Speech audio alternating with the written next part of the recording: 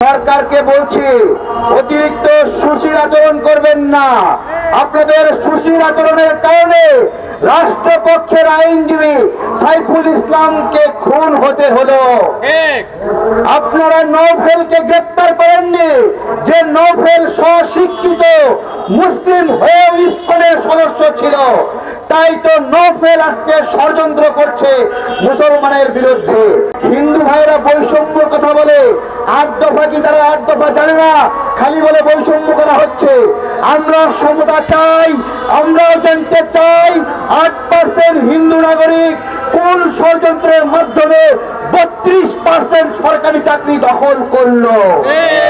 প্রিয় ভাইয়েরা, ইসকন, তারপরে সনাতনী জাগরণী মঞ্চ অথবা যে কোনো সংগঠন, হিন্দুদের সংগঠন এইটা।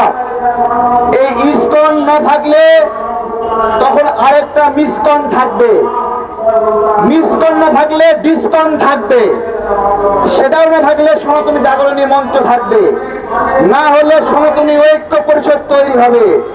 বিষয়টা সংগঠনের নামে নাকি আমরা হিন্দুত্ববাদের আগ্রাসনের শিকার হচ্ছি, সেই কাজে প্রশ্ন করছি আপনাদেরকে। ভালো করে স্মরণ করেন, নামে সমস্যা নাকি আমরা হিন্দুত্ববাদের আগ্রাসনের শিকার করছি।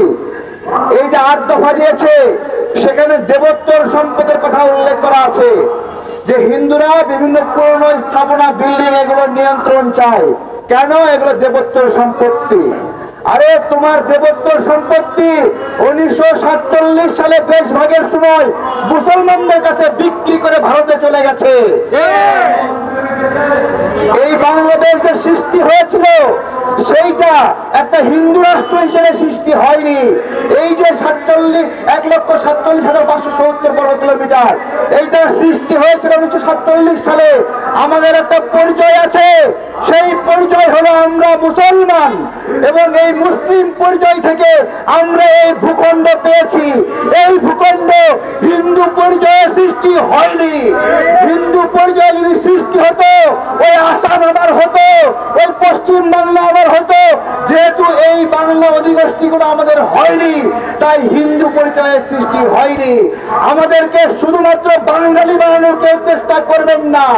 আমরা বাঙালি মুসলিম, এবং এই বাঙালি মুসলিম নিয়েই আমাদের এই দেশ ভাগ হয়েছে। যারা হিন্দু ছিল 1971 সালে অধিকাংশ এই দেশকে নিজের দেশ মনে করেনি, মনে করেছে তাদের দেশ ভারত, ভারতে চলে যায়। এবং এই যুদ্ধের সময়ে তাদের ভূমিকা ছিল খুবই নগণ্য, খুবই নগণ্য। তাহলে আজকে দেশ ভাগের পরে, এত বছর পরে এসেও আমরা সেই হিন্দুত্ববাদের নিপীড়নের শিকার হচ্ছি। ভাইয়েরা, সবচেয়ে গুরুত্বপূর্ণ বিষয়, হিন্দু ভাইয়েরা বৈষম্যর কথা বলে, ৮ দফা কি তারা ৮ দফা জানে না, খালি বলে বৈষম্য করা হচ্ছে। আমরা সমতা চাই, আমরাও জানতে চাই ৮% হিন্দু নাগরিক কোন ষড়যন্ত্রের মাধ্যমে ৩২% সরকারি চাকরি দখল করলো।